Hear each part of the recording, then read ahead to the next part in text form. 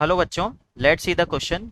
1 gram of water insoluble substance of a density 0.8 grams minus 3 is dispersed in 1 liter of water forming a colloidal solution having 10 raised to power 13 particles of spherical shape per mm cube. Calculate the radius of the particle. आपको particle का radius निकालना है students. जब यहाँ पर 1 gram of water insoluble substance के अंदर dissolve है, डेंसिटी 0.8 दे रखी है, जो कि मिलाया गया है डिस्पर्स्ड 1 लीटर वाटर के अंदर और बना रहा है कोलाइडल सॉल्यूशन। और पार्टिकल की स्ट्रेंथ दे रखी है 10⁻13 पार्टिकल स्फेरिकल शेप पर mm क्यूब दे रखा है। और पार्टिकल का रेडियस आपको यहाँ पर कैलकुलेट करना है बच्चों।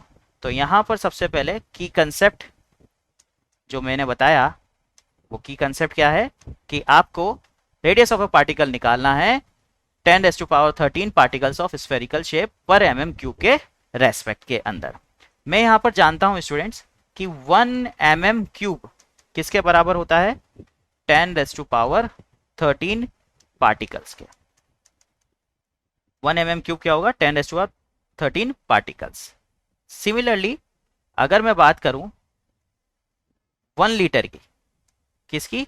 1 लीटर की। और 1 लीटर किसके बराबर होगा? 10⁻6 mm क्यूब के।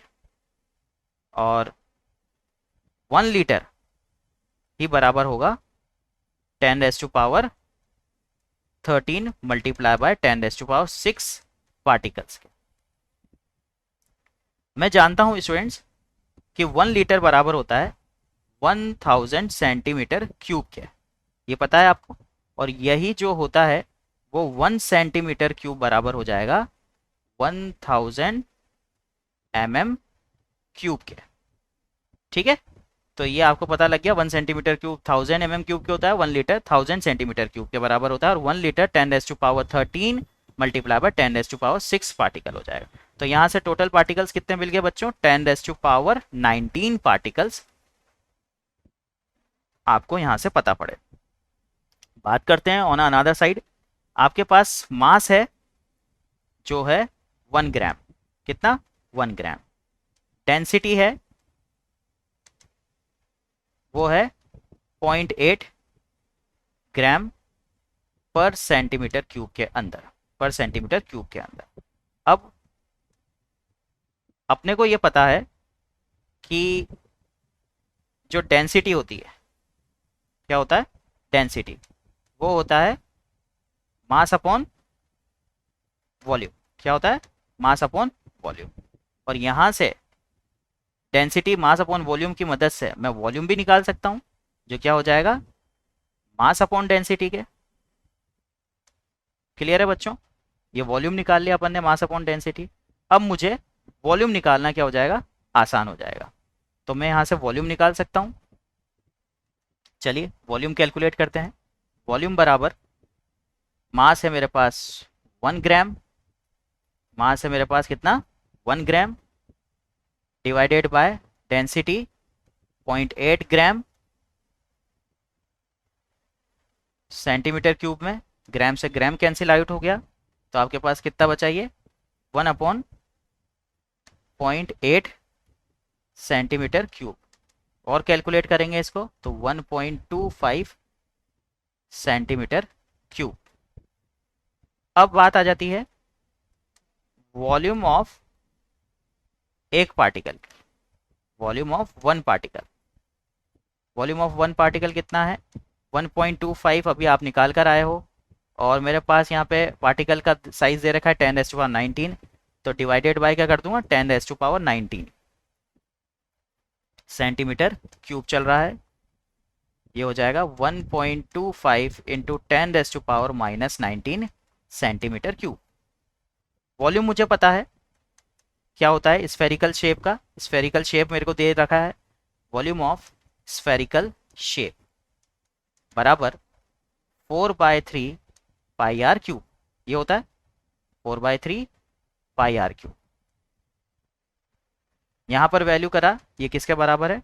1.25 इंटू 10⁻⁻19 के सेंटीमीटर क्यूब के। ठीक है, अगर मैं इसको सॉल्व करता हूं आगे, तो मेरे को रेडियस निकालना है। तो आर क्यूब बराबर 3/4 मल्टीप्लाई बाय 1.25 इंटू 10⁻⁻⁻19 और पाई की वैल्यू क्या हो जाएगा, रेसिप्रोकल हो जाएगा, दैट इज 7/22, 22/7 होता है, रेसिप्रोकल करूंगा तो 7/22 हो जाएगा। और अपने पास सेंटीमीटर क्यूब तो चल ही रहा है। यहां से बच्चों रेडियस आ जाएगी 29.8 इंटू 10⁻⁻4 सेंटीमीटर क्यूब, और क्यूब है, और जब क्यूब हटाऊंगा तो क्या हो जाएगा, 1/3 हो जाएगा।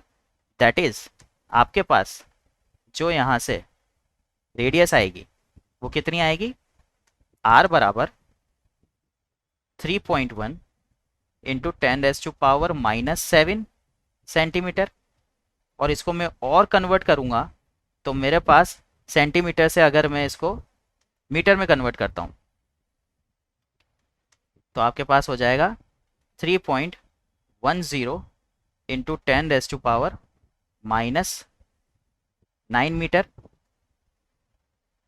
मीटर हो गया तो इसको नैनोमीटर कर सकते हैं, दैट इज 3.10 नैनोमीटर। 3.10 नैनोमीटर आपके पास आंसर होगा। तो यहां पर आपके पास जो फाइनल आंसर आया, रेडियस जो निकालनी थी वो कितना आया, 3.10 नैनोमीटर।